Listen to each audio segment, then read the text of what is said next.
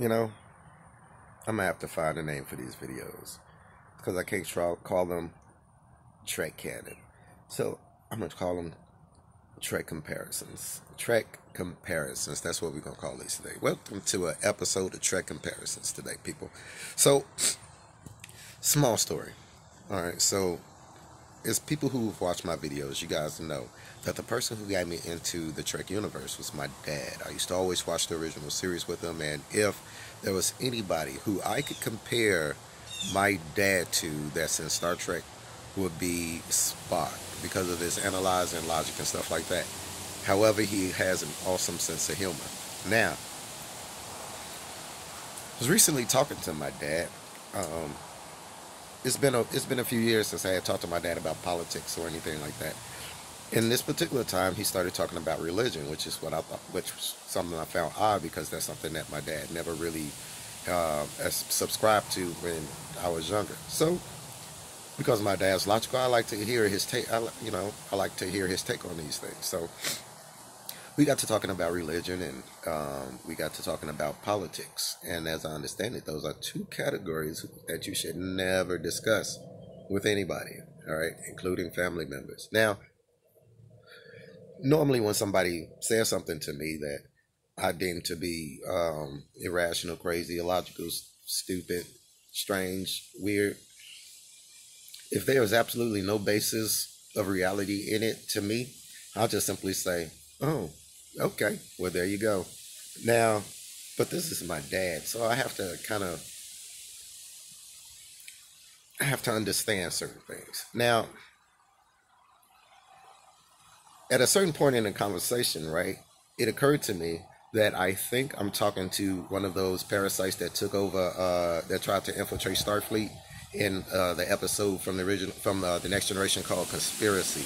Okay, so at first I thought I was, so I had to look at his neck. I had to find a way to, mosey around to the back and look at his neck and see if he had one of those horns sticking out or something like that, which he didn't. So, all right, move along to part two.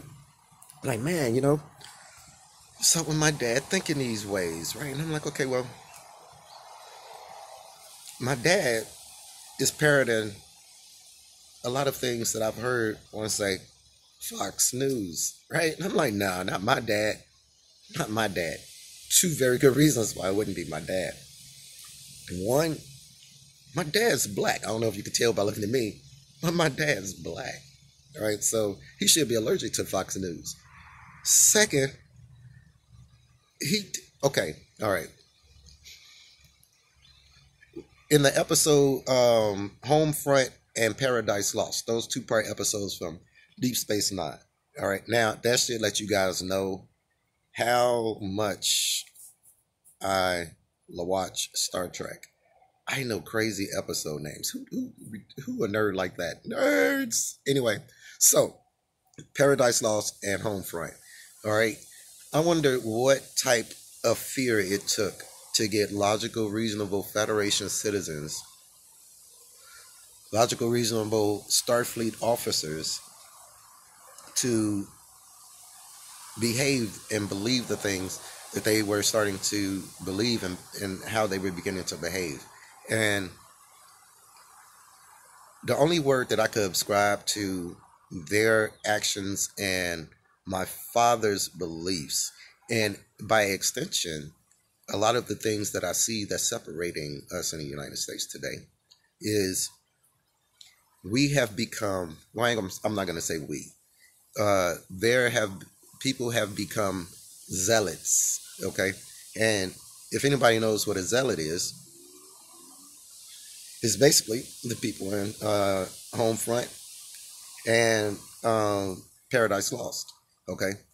To, when I talked to my dad, okay, and I presented reasonable, logical, factual retorts to his argument, which is what I thought was the basis of a good debate, okay, which he taught me. you know, his response to me was surprising. It was either um, because God said so, or because that is the way of things. Okay. Now, I also found that my father played into the argument of, well, they do it too, or this person did this too, which that wasn't something that I was able to say when I was a shorty. Why'd you get an F on your report card? Well, he got an F too. That would have been an instant beat down, right? That would have been a straight instant beat down. But for some reason today, people are allowed to get away with that. Why this person was caught in a hotel with this person. Well, these people were caught. The Democrats were, well, the Republicans were caught.